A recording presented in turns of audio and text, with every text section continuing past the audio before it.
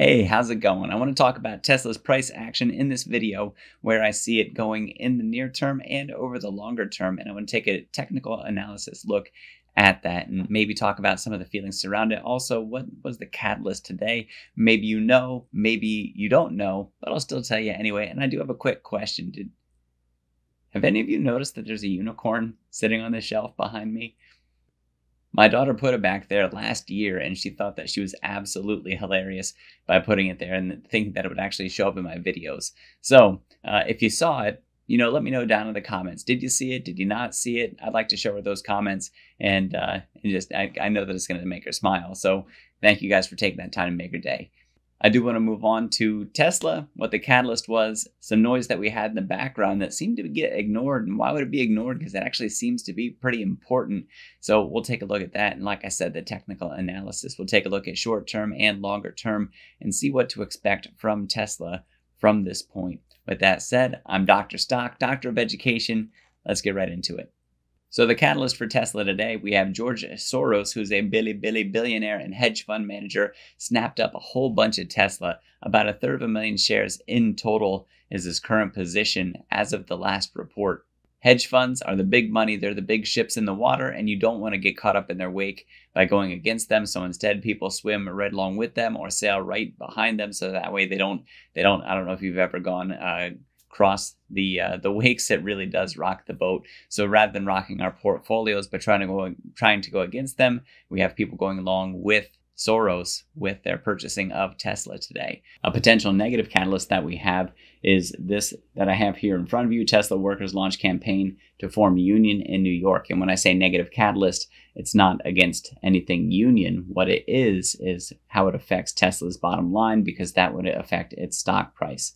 So I will not provide commentary on unions. I will say, though, that this is something that even though it could possibly affect Tesla's bottom lines, I don't know that even if a union was formed throughout Tesla, it'll be something that would have a crushing impact on them in the first place.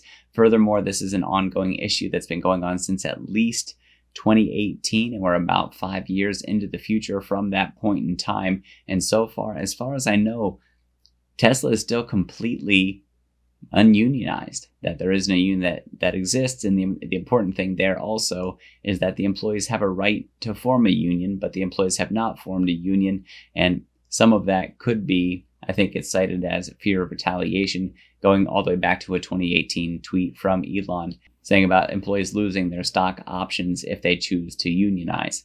Even though that is a potential negative catalyst, it's an ongoing issue. It's already known. It's just a resurgence of more of the same thing. It certainly doesn't outweigh what we saw from our billionaire George Soros and adding over 240,000 shares of Tesla in the fourth quarter of 2022. So that is absolutely massive for Tesla to see that sort of institutional buying taking place. Now, Tesla already has a huge institutional presence, institutional ownership in its shares already, and even though there were some outflows, it pales in comparison. I think there were $16 billion of outflows in the fourth quarter of 2022. However, there was like $133 billion of inflows. That's like $117 billion in net inflows in institutional money. Now, I did say that I wanted to talk about the charts. And so here I have for you the 30-minute chart. So we can see the pre-market hours. We can see the entire day of Valentine's Day. We can see that a lot of love was bestowed upon Tesla today, and the big green candle that we have here, and it's going to take a while for that candle to burn out in this run that we have now. Now, if you're watching that and you're trading Tesla, and then you might be wondering over such a short time horizon, did I miss out? For February 14th, you probably missed out. If we're talking just about that day, especially now that the trading day is over, tomorrow we could pull back from those values. So if you're looking just at a short time horizon, did you miss out? Most likely. But you don't have to panic. If you follow those extreme emotions of panic or enthusiasm, you kind of get blinded to further opportunities that exist. So let's go from there out to the daily chart. So here's the daily chart. And if I move out from there, and well, it actually looks okay. We didn't totally break this high that we had here of $214. Instead, we capped out at about, let me see, $209. We'll just call it $210 for the day for Tesla during the regular trading hours. So where do we go from here in the nearer term? Well, let me put my drawing tools on, and there's a few things I want to show you. Let me get rid of this one. I'll bring that one back in just a moment. So right now I have Fibonacci retracement, and when you look at that, the 23.6 line, and just how nicely we went from that peak down to 23.6, and we bounced off it, got that, and then the Soros news today came out.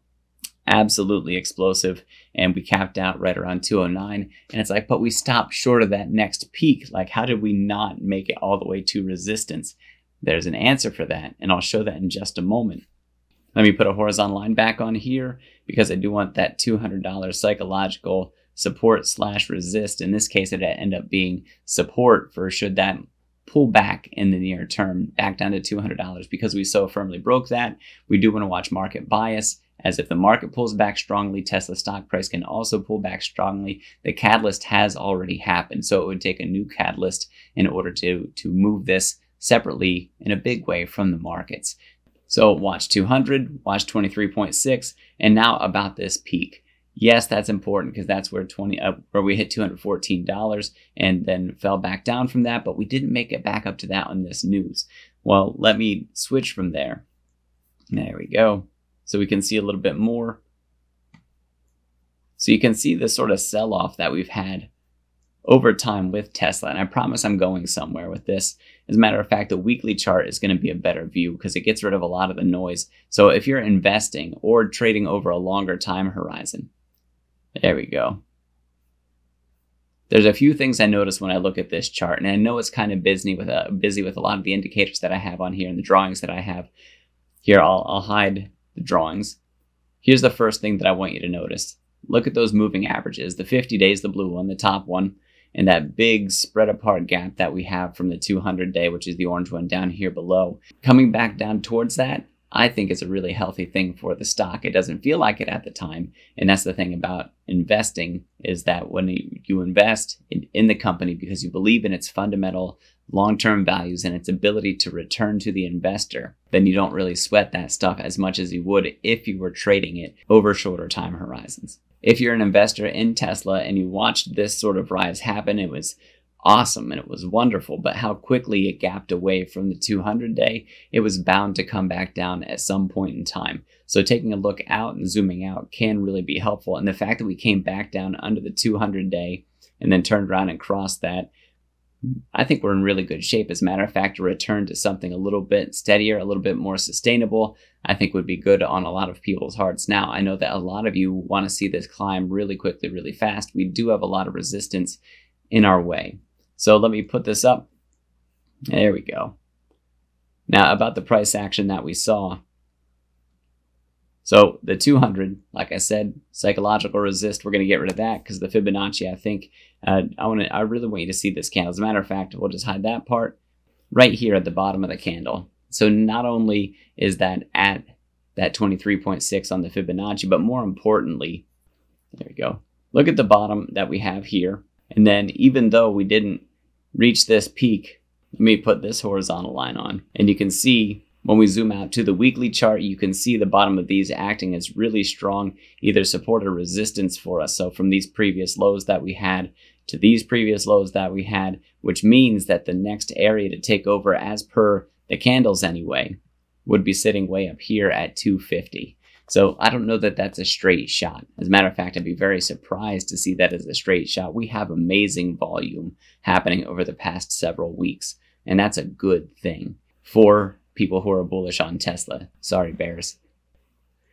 Now, while I don't know that we hit that $250 mark anytime soon, I can say that if the overall markets are very favorable to us between now and the end of February, we have Tesla's Investor Day on March 1st, where Elon is supposed to reveal Master Plan 3.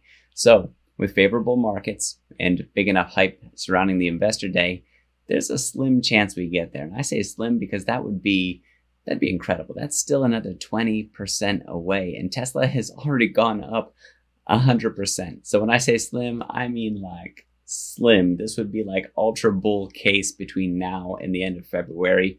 Like the sort of swing trade that I absolutely wouldn't make because there's a greater chance that it's not going to happen than it will happen. At least not one where my exit would be the $250 mark leading, between now and March 1st. Could it happen? It could happen. I mean, that's like a lottery ticket play, though. I don't know that I would count on that. Let's go back to the daily chart, and we'll see what else there is and see if there's anything a little bit more reasonable. And I know it's weird sometimes to say Tesla and reasonable because it seems like there's so many things that are just unbelievable, unreasonable, but yet somehow they happen with Tesla. So with that said, our 200-day simple moving average that we have is at 225. So that's another $15-ish up from where we closed. I guess it's closer to, we'll call it $16. So that's like 7 or 8% up from where we're at. We just had a 7% day. It's possible that we get there between now and March 1st. It's possible that we even break up above that. Maybe we even retest this high that we had over here, resistance at about 235. As a matter of fact, let me say it this way. If February continues to be favorable in the overall markets, the NASDAQ and the S&P especially, I think it is possible that we see that 225 and that 235 as long as the hype is also there for Investor Day coming up on March 1st. I do believe that if the market turns, so will Tesla. I also believe that if we get that run up to Investor Day, that we also have a sell the news event as we near March 1st. So that's just another thing to keep in mind. So let me summarize. Tesla, incredible growth story. And it's a growth story that I believe continues. And whether you're an investor who's holding on to this for the long term or a trader who likes to play the volatility, I think there's still a lot of upside ahead of us in 2023. That does not mean that we don't have some downside ahead of us as well as the year plays out and as we see what sort of economic conditions we find ourselves in, what sort of geopolitical climate, what sort of political climate, how if Twitter actually still influences this, that's also a consideration if Elon should continue to sell. Hopefully he's done selling in order to fund Twitter using Tesla. That doesn't feel too good. So we'll keep our fingers crossed on that one. To end 2023, honestly, that 250 mark, I don't see why not. Assuming that we get this sort of Q4 that I anticipate that we'll have coming out of 2023. I think we're going to have some dark times with the quantitative tightening and also with that chance of recession as we hear corporate earnings and as we test the fortitude of the consumers. 2023 is just going to be an interesting year for us. I do think it turns into a really nice Q4, and I think 2024 is going to have a lot more green lights for us, especially if 2023 has that full gamut of the traffic light, red light, yellow light, green light. We're just going to have to watch that play out as time goes on. So thank you guys for listening. I really appreciate it. If you'd like to hear more of what I have to say and see more of my services and products, those are available over on my Patreon. You can find that link for the Patreon down in the description. Some free ways that you can support this channel. Hit the like button, hit the subscribe button, hit the notification bell so you can see anytime my videos come out. I really appreciate you watching. Thank you for listening. I'm Dr. Stock, Doctor of Education. We'll see you in the next video.